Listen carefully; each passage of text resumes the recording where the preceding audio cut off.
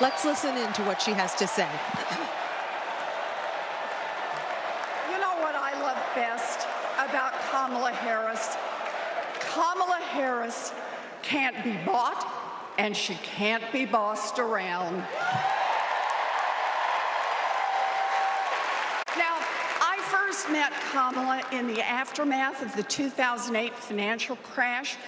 The banks had flat out broken laws, cheated people, and stolen homes. Millions of Americans had lost their jobs, their savings, their homes. Now, I was setting up the Consumer Financial Protection Bureau. Go CFPB!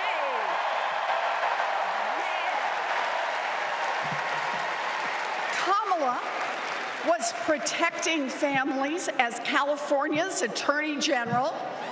You bet. And Donald was scamming students at Trump University and trying to make money off people losing their homes. Kamala Harris stepped up. She enforced the law, she fought the giant banks, and she delivered billions of dollars of help for families.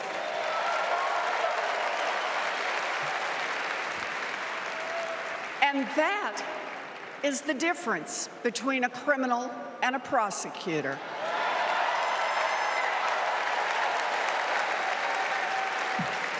You know what else I love about Kamala? She gets it. We need to make life more affordable for working people. Yeah. Donald Trump, the felon, has no plans to lower costs for families. He doesn't know how, and basically, he doesn't really care. When did he ever fill up a gas tank or worry about a grocery bill? The only bills he worries about are from his criminal defense lawyers.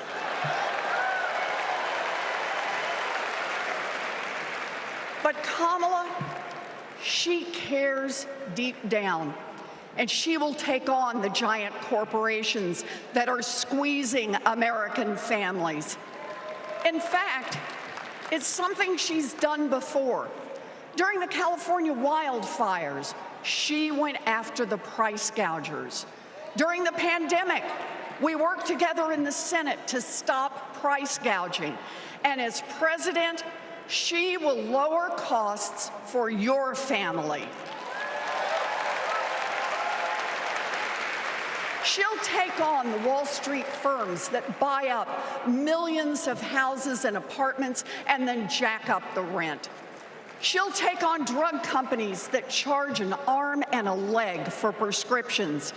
She'll take on corporate monopolies that rip off consumers and billionaires who don't pay taxes.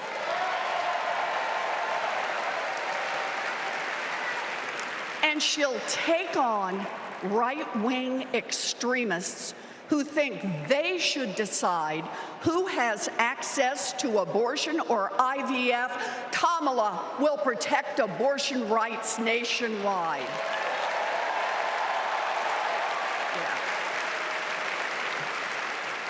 And there it is. Groceries, gas, housing, healthcare, taxes, abortion. Trust Donald Trump and J.D. Vance to look out for your family? Shoot, I wouldn't let those guys, I wouldn't trust them to move my couch.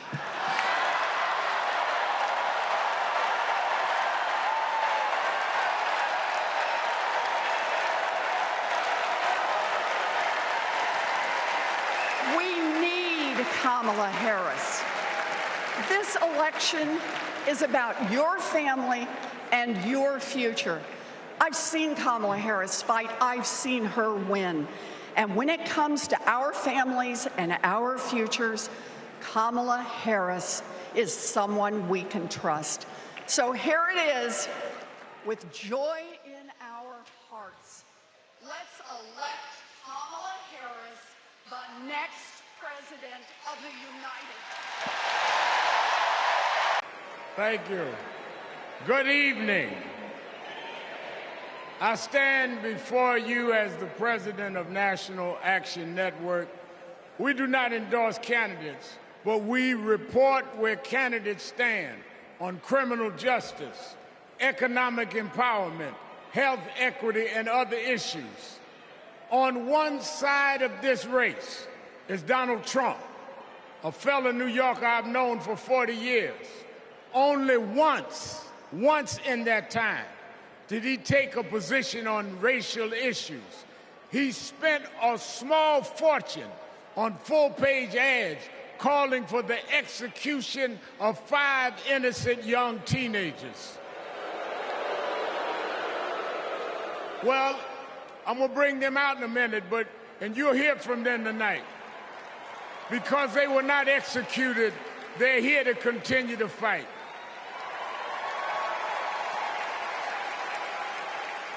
But it was there that I saw Trump love to fan racial flames. On the other side is a woman that I've walked with in Selma, Alabama to commemorate the 59th anniversary of Bloody Sunday. Kamala Harris spoke to me that day about unity and passing bills. All I ever heard from Donald Trump was how he can get an advantage. I see one candidate who wants to protect the right to vote, while the other has tried to cook up 11,000 votes in Georgia.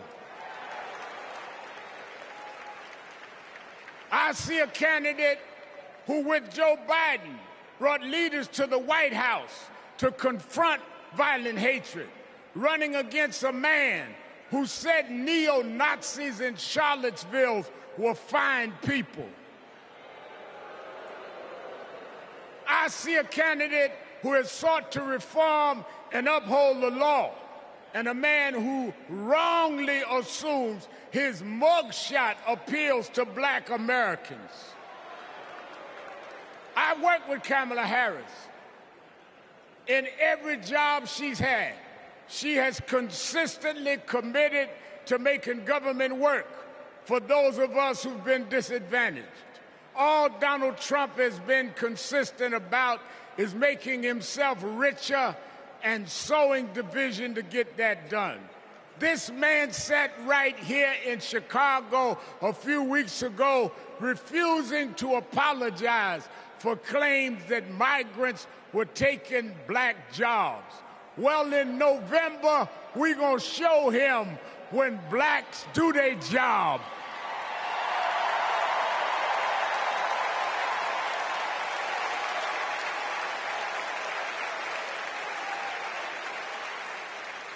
And we are going to join with whites and browns and Asians, and we're going to do a job on those that have done a job on us.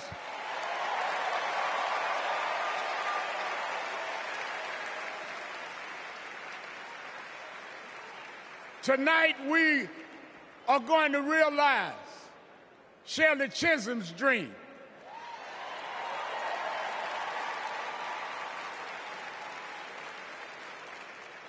"52 years ago, I was one of the youth directors in her campaign for president. And 52 years after she was told to sit down, I know she's watching us tonight as a black woman stands up to accept the nomination for President of the United States.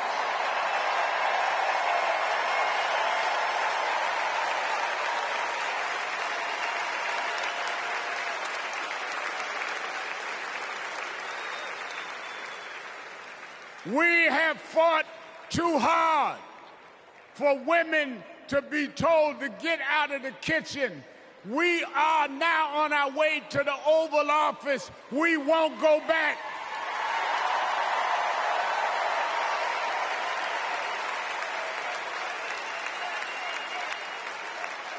We fought hard. We fought hard for LGBTQ loved ones to get out the closet. We won't go back.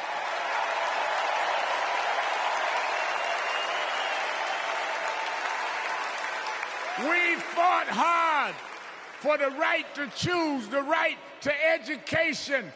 We suffered and died and bled, went to jail to get the right to vote. We won't go back.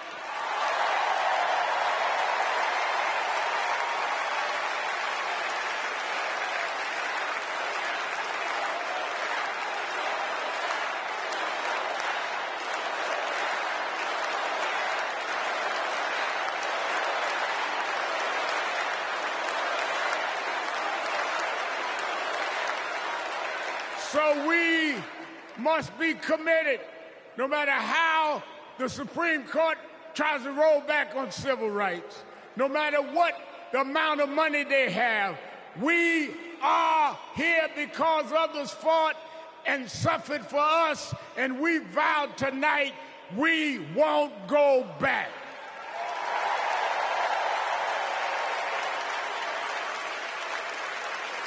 This November, we will go forward to fulfill the promise of a just and fair nation. And let me say, as we transition, I'm a preacher. And in Psalms it says, weeping may endure for a night, but joy comes in the morning. We've endured January 6th. We've endured conspiracy theories. We've endured lies and areas of darkness, but if we stay together, black, white, Latina, Asian, Indian American, if we stay together, joy, joy, joy, joy coming in the morning.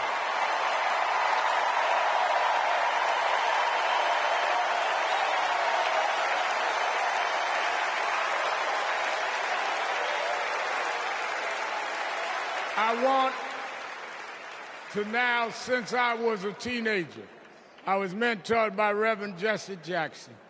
And Reverend Jackson taught us to fight for what's right. And now I want to bring out some young men that I fought for. I referred to them then. They were known as the Central Park Five. Now they're the Exonerated Five. Raymond Santana, Kevin Richardson, Yusef Salam, Corey Weiss, the Exonerated Five.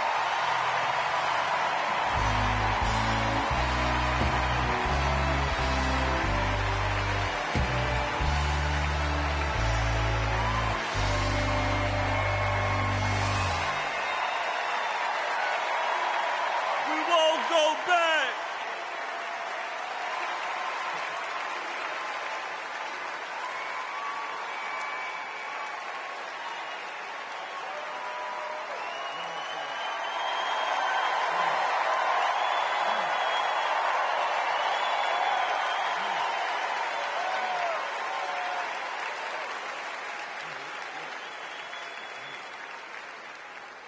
Good evening, people. My name is Kerry Wise. 35 years ago, my friends and I were in prison for a crime we did not commit. Our youth was stolen from us. Every day, as we walked into courtroom, people screamed at us, threatened us because of Donald Trump. He spent $85,000 on a full-page ad in the New York Times, calling for our execution.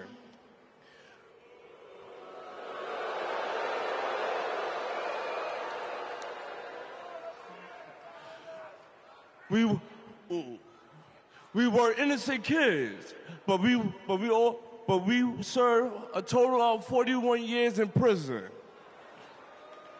Reverend Al Sharpton stood with us. Now, I'm proud to stand with him today.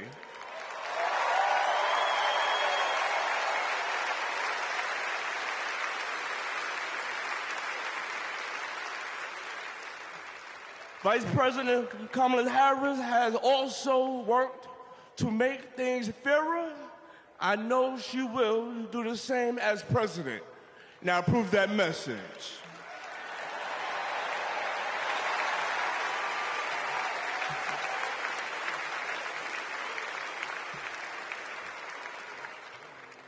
I love these guys. These are my brothers. These are my brothers. Yes, indeed. America. I am Yusef Salaam.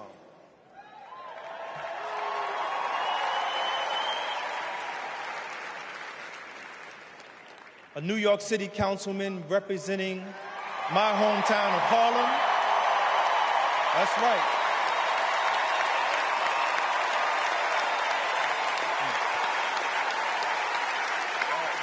Man. Representing my hometown of Harlem, USA. And listen, as my friend Kerry Wise just said, 45 wanted us unalive. He wanted us dead. Today, we are exonerated because the actual perpetrator confessed, and DNA proved it. That guy says he still stands by the original guilty verdict. He dismisses the scientific evidence rather than admit he was wrong. He has never changed, and he never will.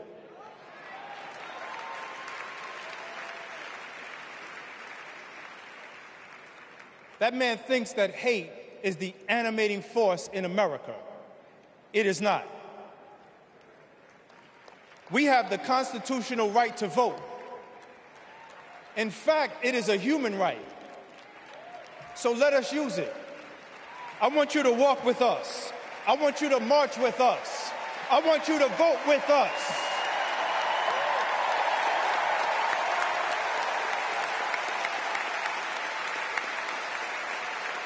And together,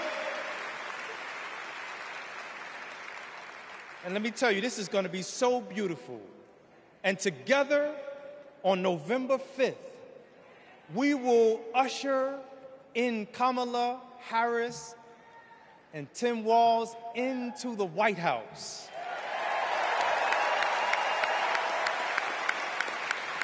So I want to do this. When I say one day, I want you to say, see us.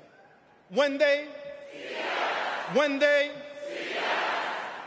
When they see us, America will finally say goodbye to that hateful man.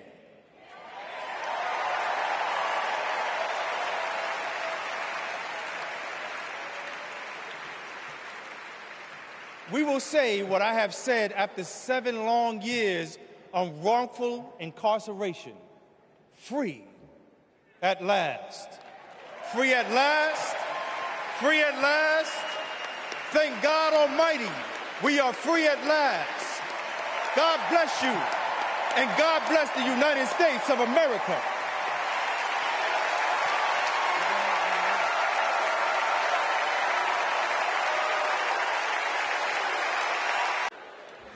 What's up, everybody? Steph Curry here. I know you all know I played for the Golden State Warriors, but man, what a great honor it was to represent Team USA and go out there and win that gold medal at the Olympics this summer. And that unity on and off the court reminded us all that together we can do all things and continue to inspire the world. That's why I believe that Kamala, as president, could bring that unity back and continue to move our country forward. This is about preserving hope and belief in our country, making sure families can be taken care of during their most precious times. I got to visit Kamala with my team in the White House last year, and I can tell you one thing I knew then and I definitely know now. The Oval Office suits her well. So in the words of Michelle Obama, do something. Go vote. Be active. Let's show out in November like never before. It's been an honor for me to represent our country. It's an honor to support Kamala. So let's all do our part. God bless. Welcome to the final night of the Democratic National Convention. The last 3 nights have been extraordinary. And tonight, we hear from our next president, Kamala Harris. Now, as I stand here, I know that there are folks on social media already saying, go back to your TV show, shut up and act. But I am not here tonight as an actor. I am here as a mother, as a daughter, as a proud union member. I am here as the granddaughter of immigrants, as a black woman descended from enslaved people. I am here tonight because I am an American and because I am a voter and because we, the people, are stronger when all our voices are heard. Look, I know that I am the one standing on this stage, but I am not the lead character in this story. You are. All of you.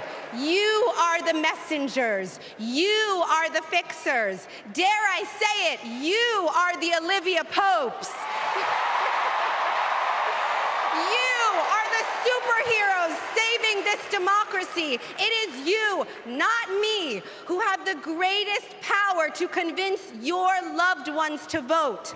So, just like Michelle Obama told us, let's do something. Let's make a video. Everybody take out your phones. Everybody take out your phones. We're gonna make a moment. Can somebody bring me my phone? I wanna capture this historic moment and share it with the people that we love. Oh, hi!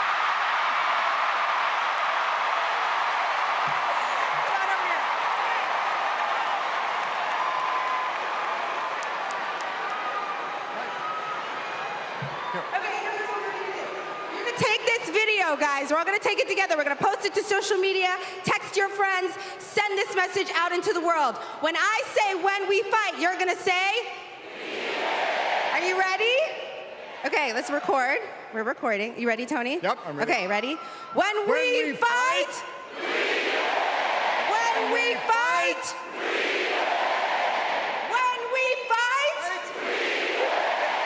are you ready for Kamala Harris to win?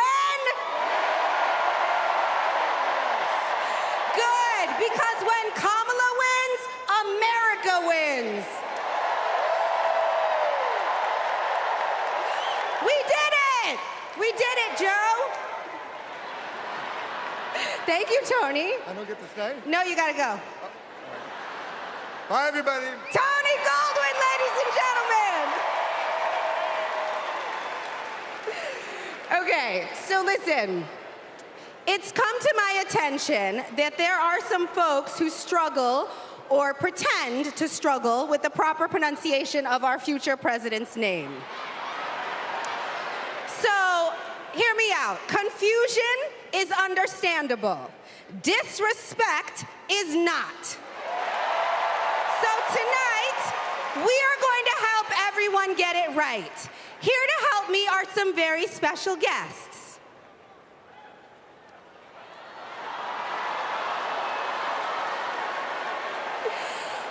Thank you, ladies. Can you tell us your names? Hello, everybody. My name's Amara.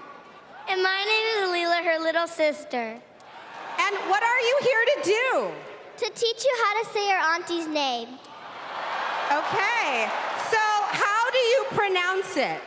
First, you say comma like a comma in a sentence. Then you say la like la la la la la. Put it together, and it's 1, 2, 3. Kamala. All right, so let's practice. Let's practice. Everybody over here, say comma. Everybody over here, say la. Together.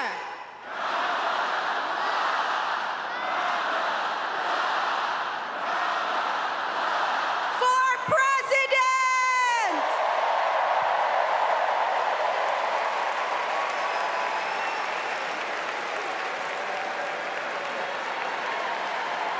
San Francisco last week, and Yeah, look at them.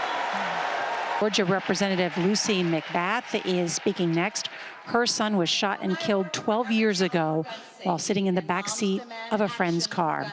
In the wake of his death, McBath, a two-time breast cancer survivor, dedicated her life to gun reform. Let's listen. I saw firsthand the power of telling our stories.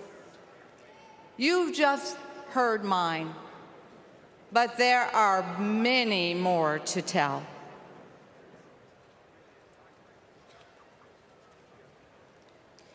On December 14th, 2012, I walked into Sandy Hook School. I stopped at the office, chatted with my principal, then started my day with my second graders. Suddenly, a loud crash, like metal folding chairs falling. 154 gunshots blaring. Hiding in the coats, trying to sing with my students, trying to read to them, trying to drown out the sounds. Terror, crying, running. I carry that horrific day with me. 20 beautiful first grade children and 6 of my beautiful colleagues were killed. They should still be here.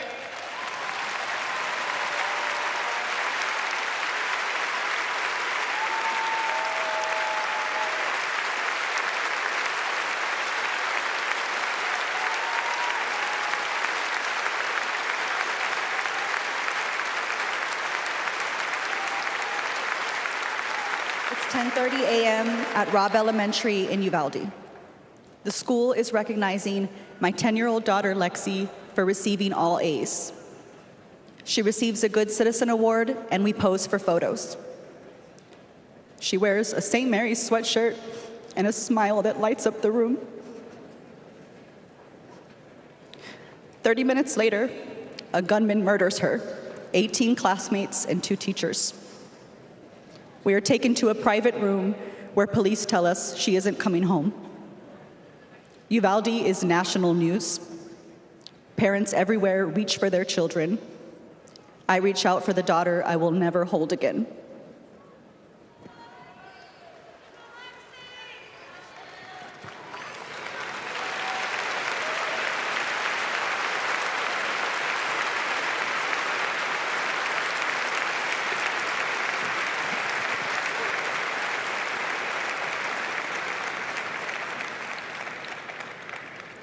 My niece, Sandy Patrice, was 22. She drove to Myrtle Beach for sun and fun and motorcycle parades. Hours later, my phone rang. Shooting on the beach. No one can find Sandy. I stayed calm. You see, my mother, Patricia Ann, had been shot and killed by an abusive partner. I was calm then, too. I got to handling business. I called relatives, the police, hospitals, and I kept calling, voice steady, heartbeat pulsing. Then I was connected to the coroner. 10 years of waiting, and Sandy's murder is still unsolved. I'll keep calling, and I'll keep fighting.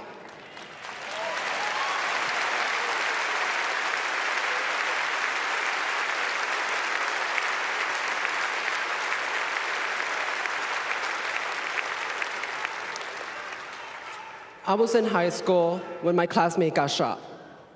It changed my story. Instead of worrying about taking a test, I started worrying about living to take another test. They say schools are for learning, and I did learn a lot that day. I learned how to run, how to hide and drop, that what happens in the news can happen to me.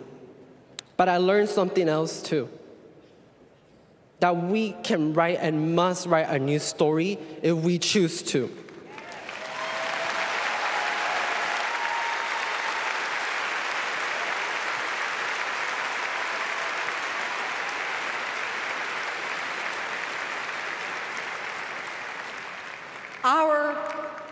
are stories of loss. But make no mistake, our losses do not weaken us.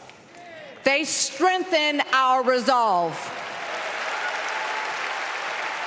We will secure safer futures that we all deserve. We will organize.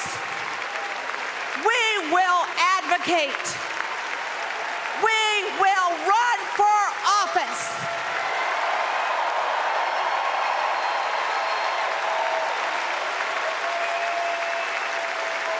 And we will join with Americans from small towns and big cities to keep our communities safe.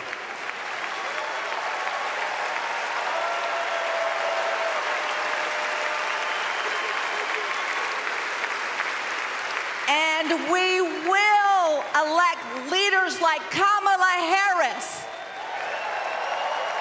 who won't just empathize, but will act.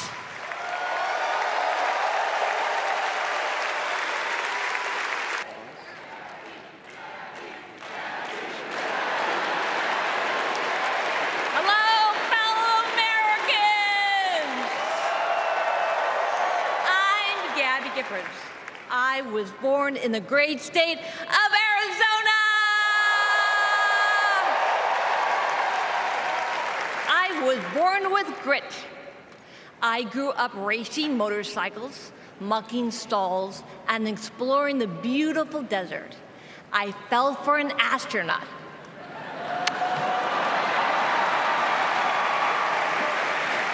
For 5 years, I served in Congress from a swing district. Everybody called me a rising star. Then on January 8th, 2011, a man tried to assassinate me. He shot 19 people. He killed 6. Terrible, terrible day. I almost died, but I fought for my life and I survived.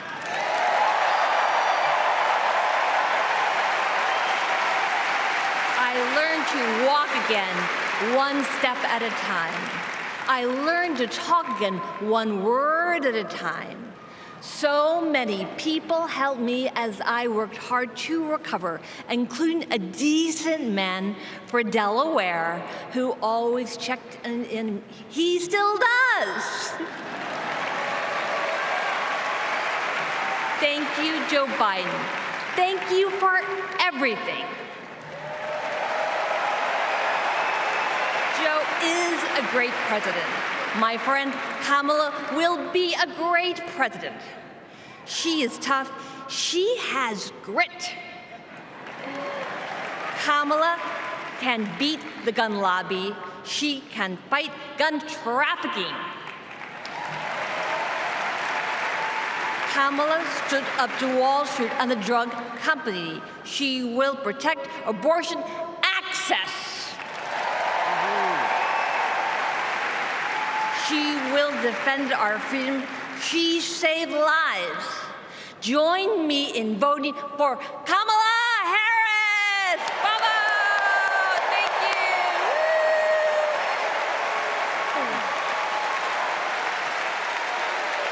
Hello, Democrats.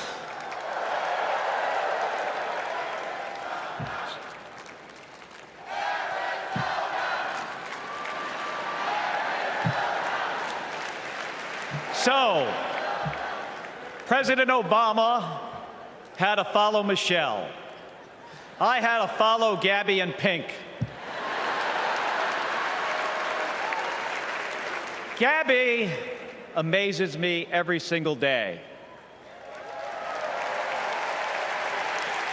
She was able to walk out and address you tonight because she's a fighter. And thanks to a team of doctors, nurses, and especially her speech therapist. We all need a team. I've flown into space 4 times. I've flown into combat nearly 40 times. Not once did I do that by myself. It took a team to accomplish a mission. It always does. I flew in the Navy during the first Gulf War. America rallied our allies to kick out a tyrant who invaded a neighbor. Today, Vladimir Putin is testing whether we're still that strong. Iran, North Korea, and especially China watch closely. What's Trump's answer? He invited Russia to do, and these are his words, not mine, whatever the hell they want. Vice President Harris has always championed America's support for NATO, for Ukraine, and for the Ukrainian people. On the Senate Intelligence Committee, she investigated Russian interference in our election. She defends free and fair elections everywhere. You already know how Trump feels about those. Donald Trump skipped his intelligence briefings. He was too busy sucking up to dictators and dreaming of becoming one himself. Trump thinks that Americans who have made the ultimate sacrifice are suckers and losers. If we fall for that again and make him the commander-in-chief, the only suckers would be us. Kamala Harris knows that standing with our allies means standing up for Americans. She'll keep modernizing our military to support our troops and to support our veterans like our next Vice President, Tim Walz.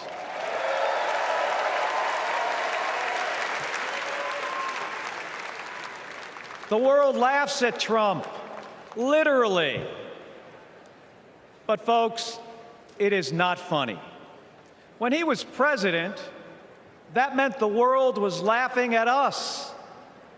The threats we face are too serious. The sacrifices our service members make are too sacred. The alliances we've spent decades building are too critical.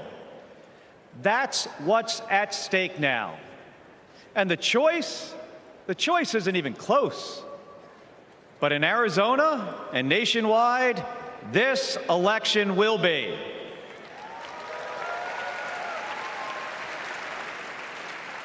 We'll win in the same way we launch rockets into space and land fighter jets on an aircraft carrier as one team on one mission. State by state, voter by voter, coming together. No country is better than ours at solving big problems. So, on November 5th, let's prove that America is still the leader the world needs today by electing the leader we need right now, Kamala Harris. Thank you, everybody. Thank you. In Lansing, they call me governor. But in Detroit, they call me Big Gretch.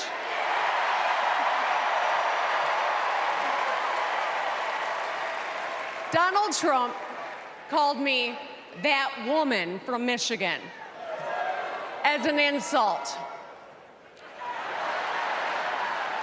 Being a woman from Michigan is a badge of honor.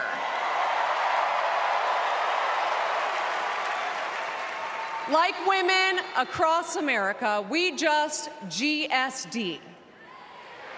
Get stuff done. At 29, I joined the sandwich generation. Sandwiched between working and raising my newborn and caring for my mom, who was dying from brain cancer. It was hard, but not extraordinary. It's life. Those nights reminded me who I was fighting for. People just trying to make it. Kamala Harris knows who she's fighting for, too.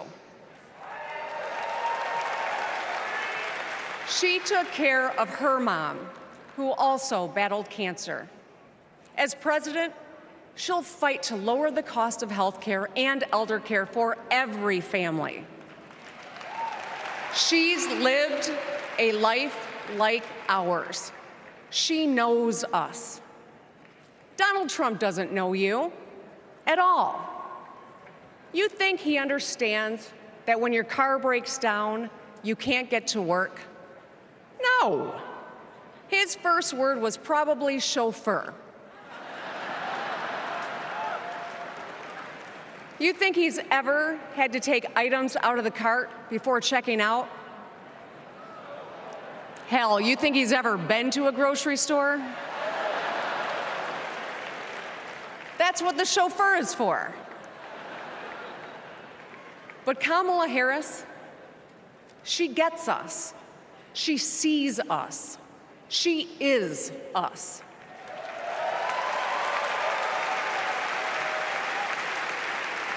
Look, we've all lived through a lot of history over the past few years. Floods and fires, an attempted coup, a plot, and a pandemic. It's exhausting. We don't know what the next 4 years will bring. But what we do know is this. Through it all, your life won't stop. You're going to have to get to work, pick up the kids, and pay your bills.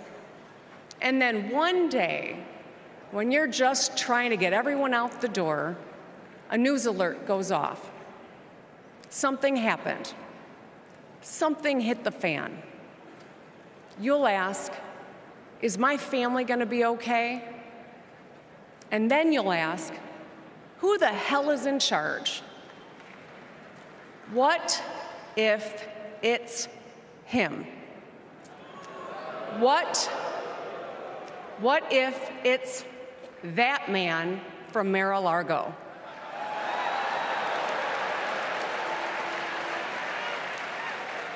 I know, in a crisis, we need someone strong enough to come up with a plan, to tell the truth, and to bring people together. Right now, before the crisis, is when we get to choose. Why wouldn't we choose the leader who's tough, tested, and a total badass?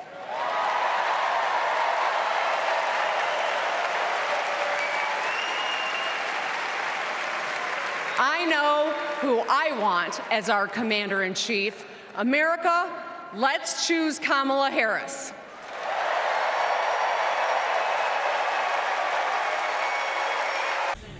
And now we're going to hear from the former Republican Congressman Adam Kinzinger, representing Illinois. You might remember in the wake of the 2020 election, Kinzinger became known for his criticism of Trump's attempts to overturn the election. Let's listen in now. Thank you, thank you, thank you. I'm Adam Kinzinger, and I am proud to be in the trenches with you as part of this sometimes awkward alliance that we have to defend truth, defend democracy, and decency. I was just a kid when I was drawn to the party of Ronald Reagan, to his vision of a strong America, the shining city on a hill. I was a Republican for 12 years in Congress, and I still hold on to the label. I never thought I'd be here, but listen, you never thought you'd see me here, did you? But I've learned something about the Democratic Party. And I want to let my fellow Republicans in on the secret. The Democrats are as patriotic as us.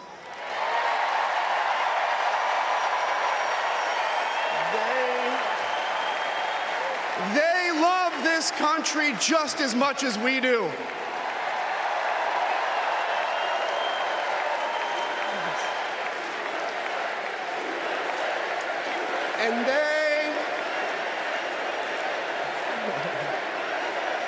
And they are as eager to defend American values at home and abroad as we conservatives have ever been. I was relieved to discover that because I've learned something about my party too, something I couldn't ignore. The Republican Party is no longer conservative. It has switched its allegiance from the principles that gave it purpose to a man whose only purpose is himself. Donald Trump is a weak man pretending to be strong. He is a small man pretending to be big. He's a faithless man pretending to be righteous. He's a perpetrator who can't stop playing the victim. He puts on, listen, he puts on quite a show, but there is no real strength there. As a conservative and a veteran, I believe true strength lies in defending the vulnerable. It's in protecting your family. It's in standing up for our Constitution and our democracy. That is the soul of being a conservative. It used to be the soul of being a Republican, but Donald Trump has suffocated the soul of the Republican Party. His fundamental weakness has coursed through my party like an illness, sapping our strength, softening our spine, whipping us into a fever that has untethered us from our values. Our democracy was frayed by the events of January 6th, as Donald Trump's deceit and dishonor led to a siege on the United States Capitol. That day, I stood witness to a profound sorrow, the desecration of our sacred tradition of peaceful transition of power, tarnished by a man too fragile, too vain, and too weak to accept defeat.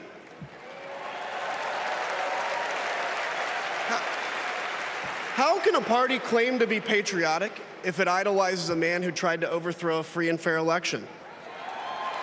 How can a party claim to stand for liberty if it sees a fight for freedom in Ukraine, an attack pitting tyranny against democracy, a challenge to everything our nation claims to be, and it retreats, it equivocates, it nominates a man who is weirdly obsessed with Putin? And his running mate who said, quote, "I don't care what happens in Ukraine." Yeah, and he wants to be vice president. Yeah. How can a party claim to be conservative when it tarnishes the gifts that our forebears fought for? Men like my grandfather, who served in World War II, who believed in a cause bigger than himself, and he risked his life for it behind enemy lines. To preserve American democracy, his generation found the courage to face down armies. Listen, all we're asked to do is to summon the courage to stand up to one weak man.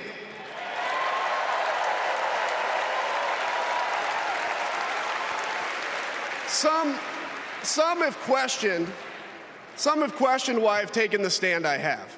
The answer is really simple, ladies and gentlemen. We must put country first. And tonight, as a Republican speaking before you, I'm putting our country first.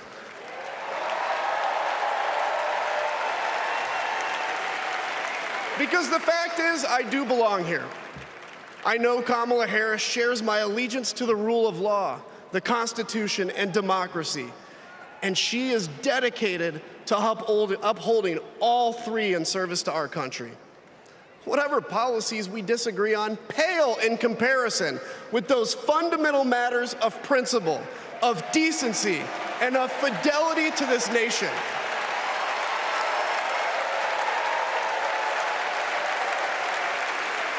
Listen,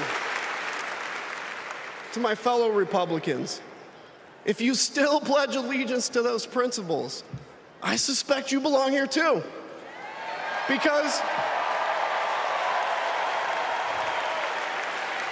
democracy knows no party. It's a living, breathing ideal that defines us as a nation. It's the bedrock that separates us from tyranny, and when that foundation is fractured, we must all stand together, united, to strengthen it.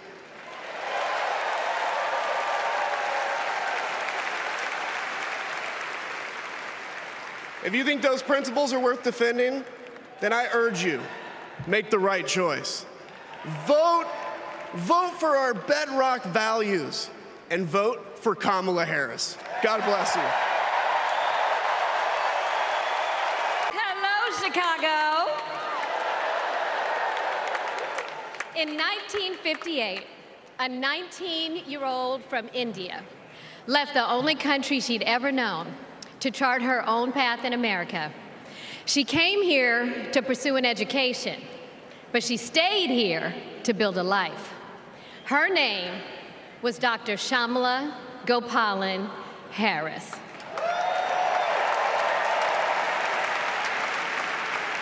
But we called her Mommy. Mommy was so many things to so many people. A civil rights activist, a scientist, a devoted mother to her two little girls. But most of all, Mommy was a trailblazer who defied the odds and defined herself. And when it came to Kamala and me, Mommy had great expectations for us, but she had even greater expectations of us. She raised us to believe that we could be and do anything. And we believed her. You see, Mommy understood the power and the possibility that come with knowing and showing who you truly are. She knew we could be the authors of our own stories, just as she'd been the author of her own. Mommy's journey and the opportunity that she wanted for Kamala and me, that's a distinctly American story. We may all have different histories, different struggles, or different perspectives, but what binds us together is the fervent desire to be free, to fulfill our God-given potential. Kamala's entire life has been about fighting for each of us to have that freedom.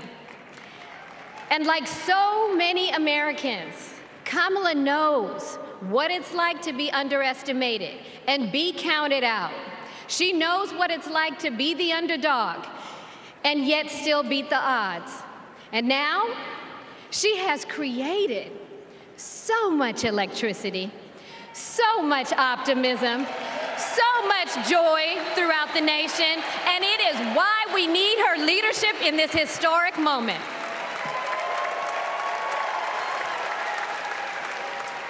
We are living in a time when some are trying to divide us, to separate us in ways that make it difficult for us to come together.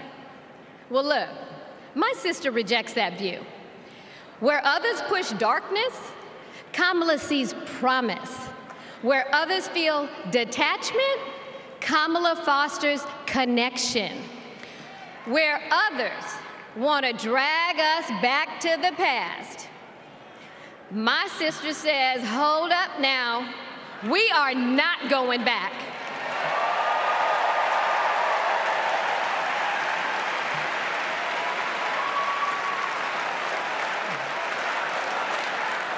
Because Kamala understands We have so much more in common than what separates us. She knows the measure of our success isn't just winning an election.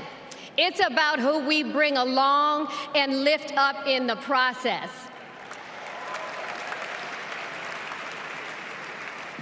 And so as I look out at all of you today and take in this incredible moment, I so wish that Mommy could be here tonight. I can just see her smiling, saying how proud she is of Kamala. And then, without missing a beat, she'd say, "That's enough, you got work to do." She would tell all of us to roll up our sleeves and get to work, to elect a leader who sees the potential in each of us, a leader who cares for all of us, a leader who fights for every one of us. Our Democratic nominee, my big sister, the next President of the United States, Kamala Harris.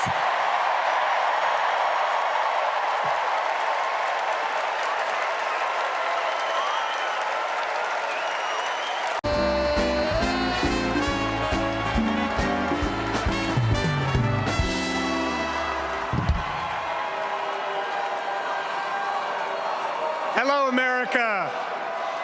I'm Roy Cooper, the last guy standing between you and the moment we're all waiting for. So I'm going to get right to it. All week, you've heard stories about my friend Kamala. I want to take you behind the scenes of one of them. 2011 was a rough time for American homeowners. Hundreds of thousands were losing their homes to illegal foreclosure. I was Attorney General in North Carolina, while Kamala had just become California's. All the AGs were close to a settlement with the big banks, and it was a pretty good deal. Would have meant $4 billion for California families who'd been ripped off. I know that sounds like a lot, but Kamala said, "Hang on a minute. I've met these families. I know what they've been through, and they deserve more." She went toe-to-toe with some of the world's most powerful executives, and she refused to give in. Let me tell you, this was a huge risk, but she knew it was a risk worth taking. That's Kamala. And we all know what happened. The banks caved. That $4 billion for California families became $20 billion. That was the first time I witnessed Kamala in action. And what I saw was a leader who does exactly what she says she's going to do, who never will settle for less. America, we got a lot of big fights ahead of us, and we've got one hell of a fighter ready to take them on. I know that because I know her. And tonight, I want the American people to know, even if you don't agree with her on everything, Kamala Harris will fight for you to the very end. For families who need better health care or a safer place to live, Kamala will fight for you. For parents who want better schools for their kids, for workers worried about a secure retirement for themselves, Kamala will fight for you. For any one of our allies, anywhere in the world, wondering if America still has your back, remember this: Kamala will fight for you. And when she fights, we win. Kamala's ready. Kamala's ready. The question is, are we? Are we going to stand up and fight for Kamala like she'll stand up and fight for us? All right. If you're ready, my home state of North Carolina, stand up. Stand up, Pennsylvania. Stand up, Michigan. Stand up, Wisconsin. Stand up, Georgia. Stand up, Nevada. Stand up, Arizona. Stand up, America. Are we going to stand up? Are we going to fight? Are we going to vote? Are we going to win? You bet we are. Let's go get them.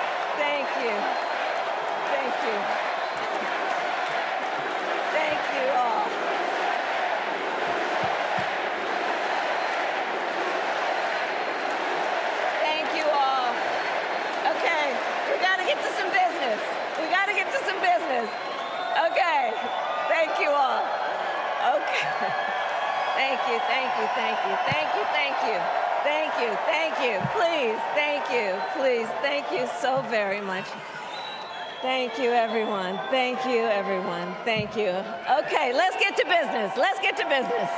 All right. So let me start by thanking my most incredible husband, Doug, for being an incredible partner to me, an incredible father to Cole and Ella, and happy anniversary, Dougie. I love you so very much. To our President Joe Biden, when I think about the path that we have traveled together, Joe, I am filled with gratitude. Your record is extraordinary, as history will show, and your character is inspiring. And Doug and I love you and Jill and are forever thankful to you both.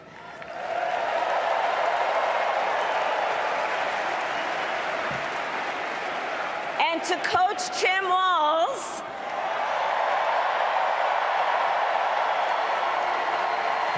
you are going to be an incredible vice president. And to the delegates and everyone who has put your faith in our campaign, your support is humbling. So, America, the path that led me here in recent weeks was no doubt unexpected. But I'm no stranger to unlikely journeys. So, my mother, our mother, Kamala Harris, had one of her own. And I miss her every day, and especially right now. And I know she's looking down, smiling. I know that. So my mother was 19 when she crossed the world alone, traveling from India to California with an unshakable dream to be the scientist who would cure breast cancer. When she finished school, she was supposed to return home to a traditional arranged marriage. But as fate would have it, she met my father, Donald Harris, a student from Jamaica. They fell in love and got married, and that act of self-determination made my sister Maya and me. Growing up, we moved a lot.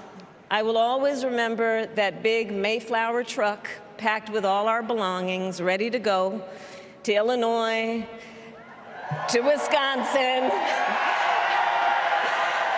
and wherever our parents' jobs took us. My early memories of our parents together are very joyful ones. A home filled with laughter and music, Aretha, Coltrane, and Miles. At the park, my mother would say, "Stay close." But my father would say, as he smiled, "Run, Kamala, run. Don't be afraid. Don't let anything stop you."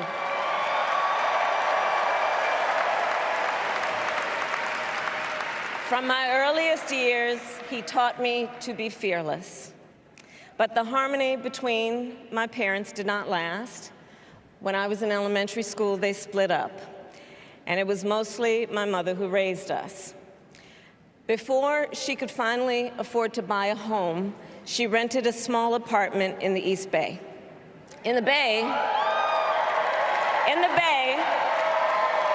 you either live in the hills or the flatlands. We lived in the flats. A beautiful working-class neighborhood of firefighters, nurses, and construction workers, all who tended their lawns with pride.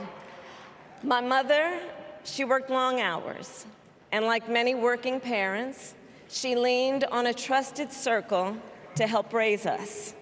Mrs. Shelton, who ran the daycare below us and became a second mother. Uncle Sherman, Aunt Mary, Uncle Freddie, Auntie Chris. None of them family by blood, and all of them family by love.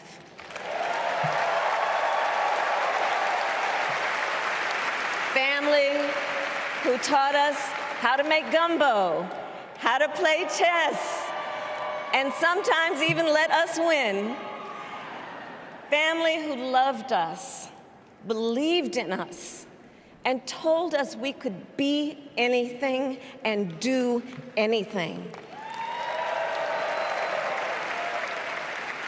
They instilled in us the values they personified: community, faith, and the importance of treating others as you would want to be treated, with kindness, respect, and compassion. My mother was a brilliant, 5-foot-tall, brown woman with an accent. And as the eldest child, I saw how the world would sometimes treat her. But my mother never lost her cool. She was tough, courageous, a trailblazer in the fight for women's health, and she taught Maya and me a lesson that Michelle mentioned the other night. She taught us to never complain about injustice, but do something about it. Do something about it. That was my mother. And she taught us, and she also taught us, and never do anything half-assed. And that is a direct quote. A direct quote. I grew up immersed in the ideals of the civil rights movement.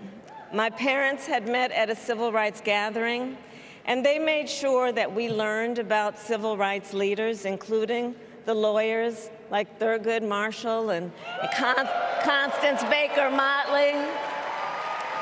Those who battled in the courtroom to make real the promise of America. So at a young age, I decided I wanted to do that work. I wanted to be a lawyer. And when it came time to choose the type of law I would pursue, I reflected on a pivotal moment in my life. You see, when I was in high school, I started to notice something about my best friend, Wanda. She was sad at school, and there were times she didn't want to go home. So one day I asked if everything was all right, and she confided in me that she was being sexually abused by her stepfather. And I immediately told her she had to come stay with us, and she did. This is one of the reasons I became a prosecutor, to protect people like Wanda, because I believe everyone has a right to safety, to dignity, and to justice.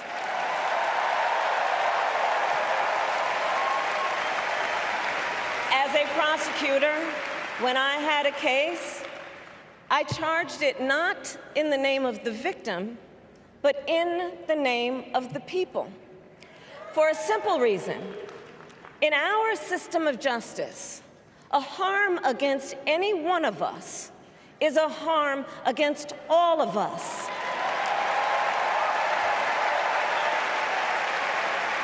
And I would often explain this to console survivors of crime, to remind them no one should be made to fight alone. We are all in this together. And every day in the courtroom, I stood proudly before a judge and I said 5 words: Kamala Harris for the people.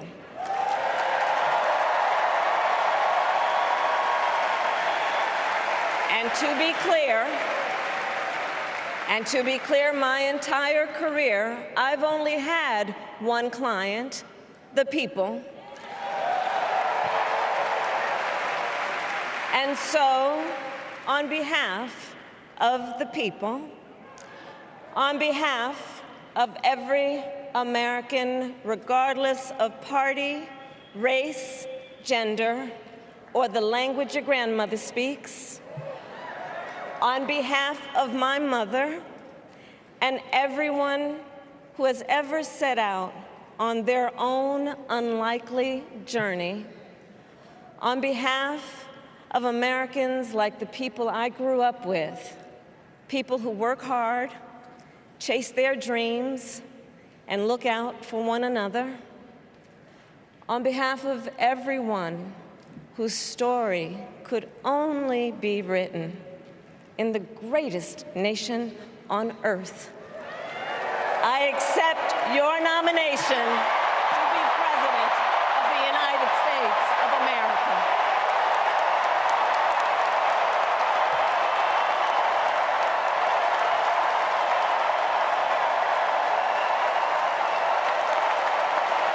And with this election,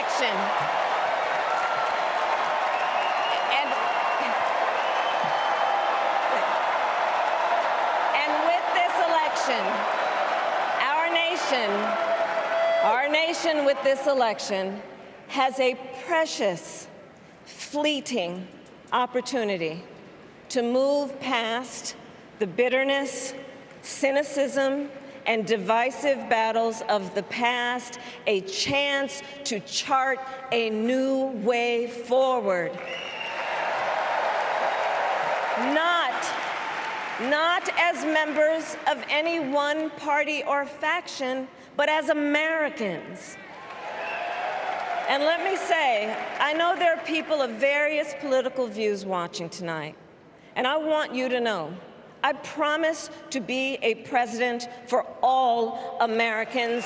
You can always trust me to put country above party and self, to hold sacred America's fundamental principles, from the rule of law to free and fair elections to the peaceful transfer of power.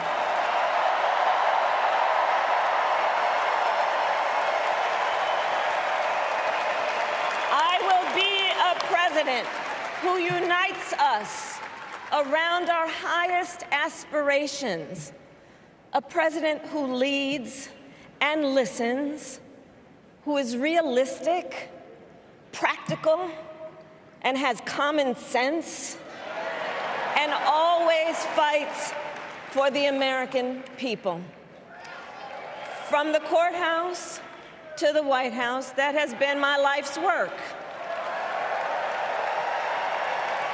As a young courtroom prosecutor in Oakland, California, I stood up for women and children against predators who abuse them.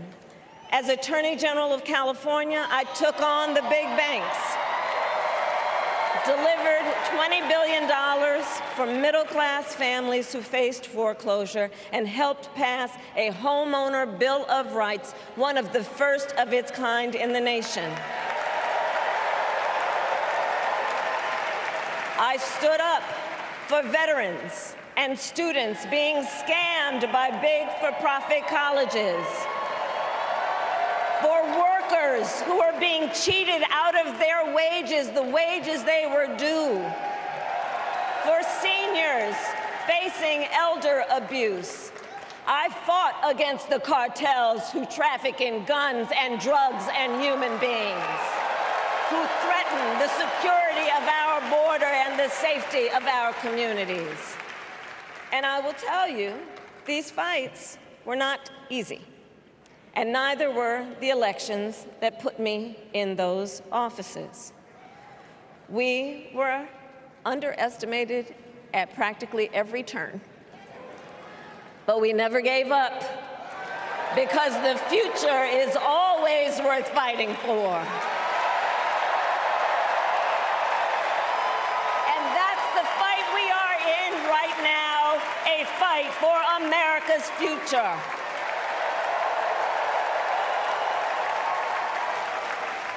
Fellow Americans, this election is not only the most important of our lives, it is one of the most important in the life of our nation. In many ways, Donald Trump is an unserious man. But the consequences of putting Donald Trump back in the White House are extremely serious. Consider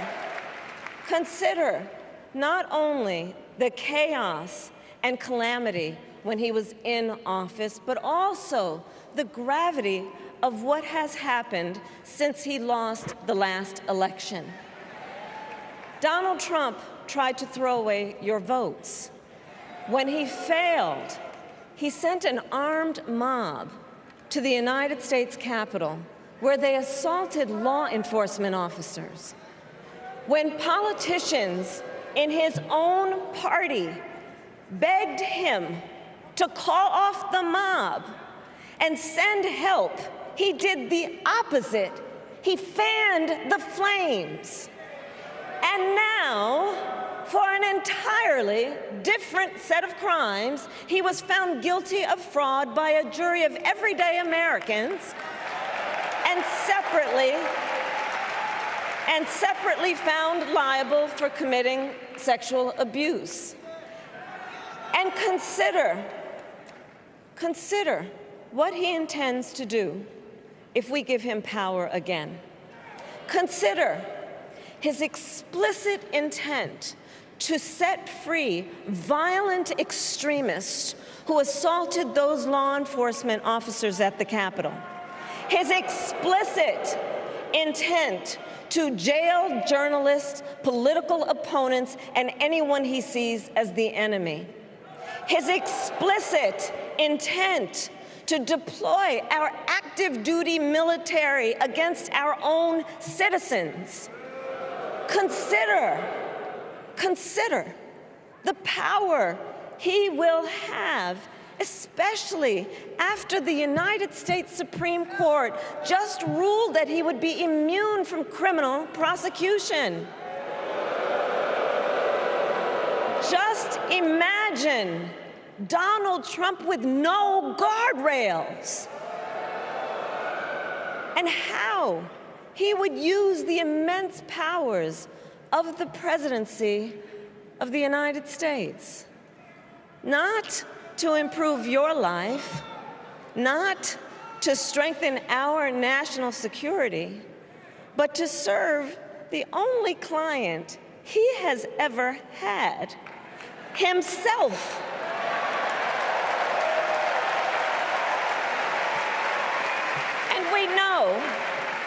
And we know what a second Trump term would look like. It's all laid out in Project 2025, written by his closest advisors, and its sum total is to pull our country back to the past. But America, we are not going back. We are not going back. We are not going back. We are not going back to when Donald Trump tried to cut Social Security and Medicare. We are not going back to when he tried to get rid of the Affordable Care Act, when insurance companies could deny people with pre-existing conditions.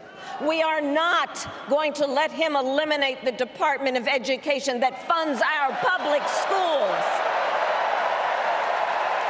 We are not going to let him end programs like Head Start that provide preschool and child care for our children. America, we are not going back.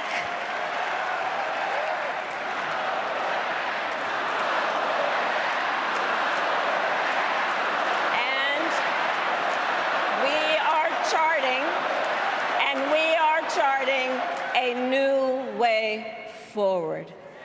Forward to a future with a strong and growing middle class, because we know a strong middle class has always been critical to America's success.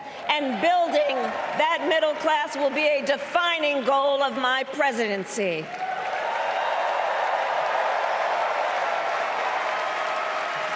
And I'll tell you, this is personal for me. The middle class is where I come from. My mother kept a strict budget. We lived within our means, yet we wanted for little. And she expected us to make the most of the opportunities that were available to us and to be grateful for them. Because, as she taught us, opportunity is not available to everyone. That's why we will create what I call an opportunity economy where everyone has the chance to compete and a chance to succeed.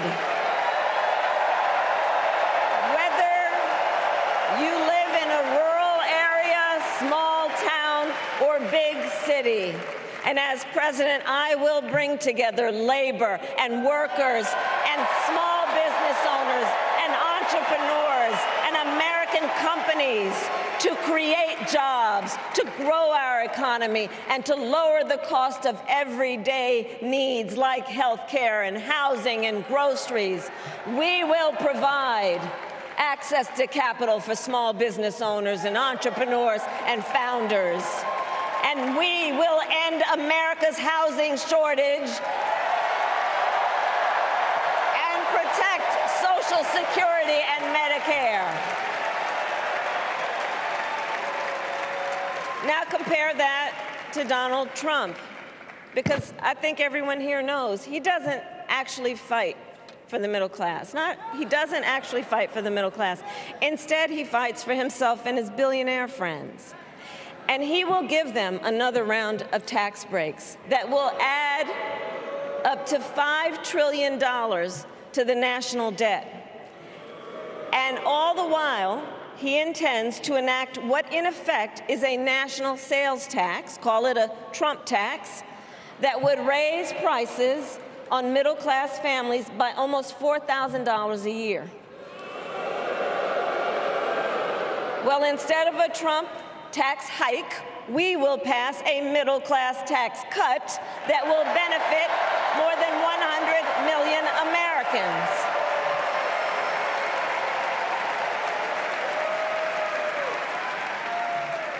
Americans, I believe America cannot truly be prosperous unless Americans are fully able to make their own decisions about their own lives, especially on matters of heart and home.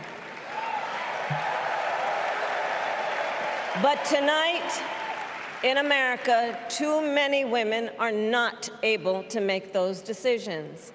And let's be clear about how we got here. Donald Trump handpicked members of the United States Supreme Court to take away reproductive freedom. And now he brags about it.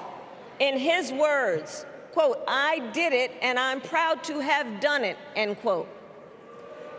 Well, I'll tell you, over the past 2 years, I've traveled across our country, and women have told me their stories. Husbands and fathers have shared theirs. Stories of women miscarrying in a parking lot, developing sepsis, losing the ability to ever again have children, all because doctors are afraid they may go to jail for caring for their patients. Couples just trying to grow their family, cut off in the middle of IVF treatments. Children who have survived sexual assault, potentially being forced to carry a pregnancy to term. This is what's happening in our country because of Donald Trump. And understand, he is not done. As a part of his agenda, he and his allies would limit access to birth control, ban medication abortion, and enact a nationwide abortion ban with or without Congress. And get this, he plans to create a national anti-abortion coordinator and force states to report on women's miscarriages and abortions. Simply put, they are out of their minds.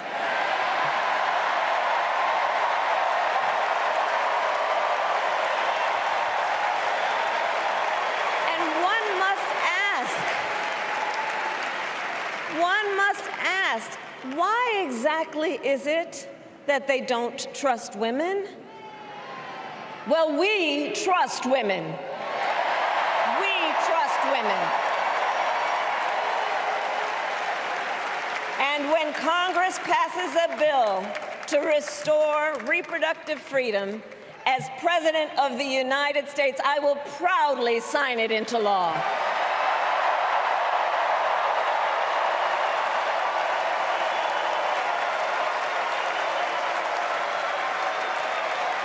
In this election, many other fundamental freedoms are at stake. The freedom to live safe from gun violence in our schools, communities, and places of worship. The freedom to love who you love openly and with pride. The freedom to breathe clean air and drink clean water and live free from the pollution that fuels the climate crisis. And the freedom that unlocks all the others, the freedom to vote. With this election, we finally have the opportunity to pass the John Lewis Voting Rights Act and the Freedom to Vote Act.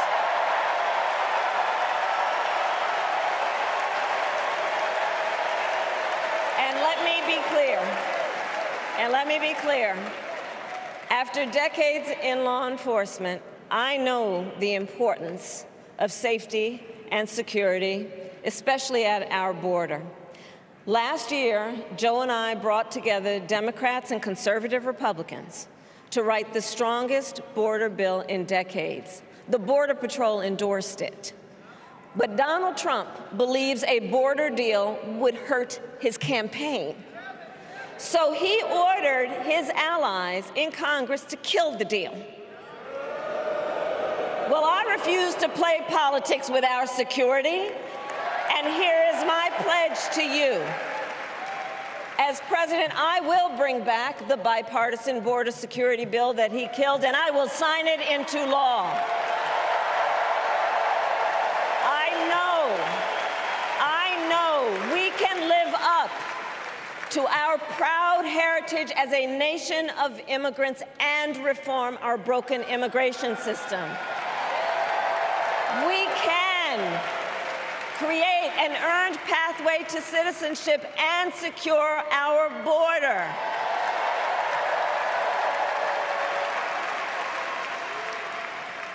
And America, we must also be steadfast in advancing our security and values abroad. As Vice President, I have confronted threats to our security, negotiated with foreign leaders, strengthened our alliances, and engaged with our brave troops overseas. As Commander-in-Chief, I will ensure America always has the strongest, most lethal fighting force in the world, and I will fulfill our sacred obligation to care for our troops and their families, and I will always honor and never disparage their service and their sacrifice.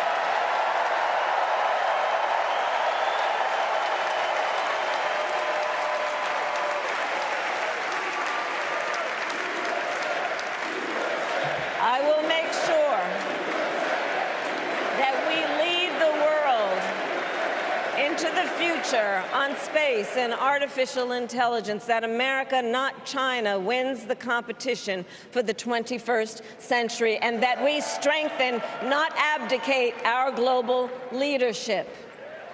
Trump, on the other hand, threatened to abandon NATO. He encouraged Putin to invade our allies, said Russia could, quote, do whatever the hell they want. 5 days before Russia attacked Ukraine, I met with President Zelensky to warn him about Russia's plan to invade. I helped mobilize a global response, over 50 countries, to defend against Putin's aggression. As president, I will stand strong with Ukraine and our NATO allies.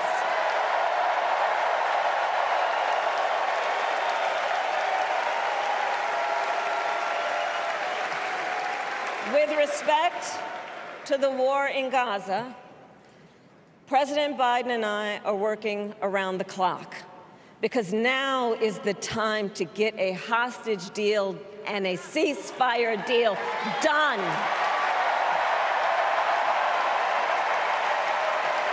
And let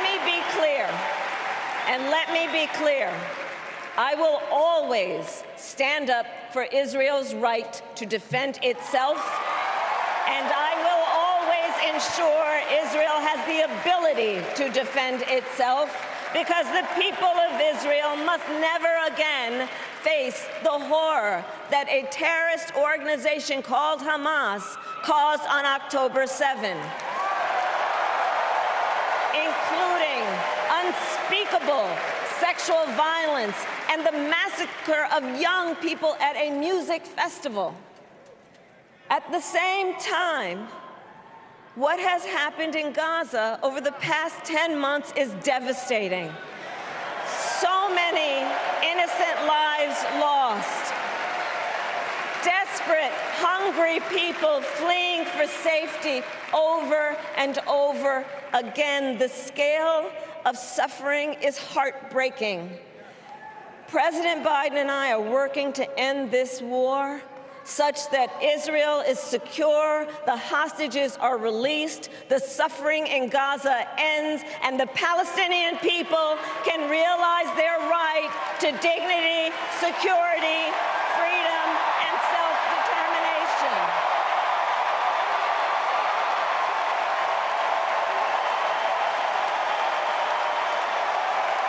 And know this, I will never hesitate to take whatever action is necessary to defend our our forces and our interests against Iran and Iran-backed terrorists. I will not cozy up to tyrants and dictators like Kim Jong-un who are rooting for Trump.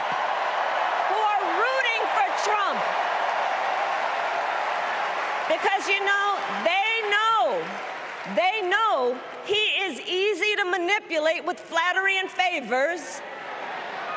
They know Trump won't hold autocrats accountable because he wants to be an autocrat himself. And as president, I will never waver in defense of America's security and ideals, because in the enduring struggle between democracy and tyranny, I know where I stand and I know where the United States belongs.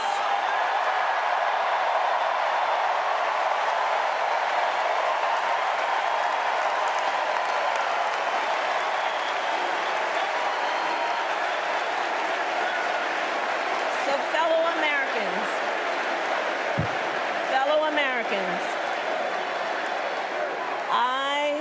I love our country with all my heart. Everywhere I go, in everyone I meet, I see a nation that is ready to move forward, ready for the next step in the incredible journey that is America. I see an America where we hold fast to the fearless belief that built our nation and inspired the world, that here in this country, anything is possible, that nothing is out of reach.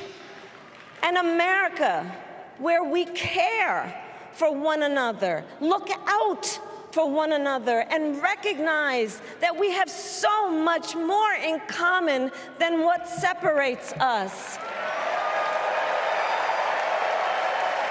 That none of us has to fail for all of us to succeed. And that in unity there is strength. You know, our opponents in this race are out there every day denigrating America, talking about how terrible everything is. Well, my mother had another lesson she used to teach. Never let anyone tell you who you are. You show them who you are. America, let us show each other and the world who we are and what we stand for. Freedom, opportunity, compassion, dignity, fairness, and endless possibilities.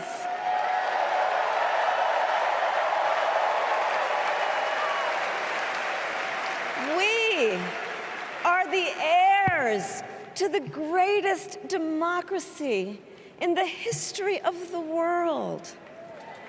And on behalf of our children and our grandchildren and all those who sacrificed so dearly for our freedom and liberty, we must be worthy of this moment. It is now our turn to do what generations before us have done, guided by optimism and faith, to fight for this country we love, to fight for the ideals we cherish, and to uphold the awesome responsibility that comes with the greatest privilege on earth, the privilege and pride of being an American.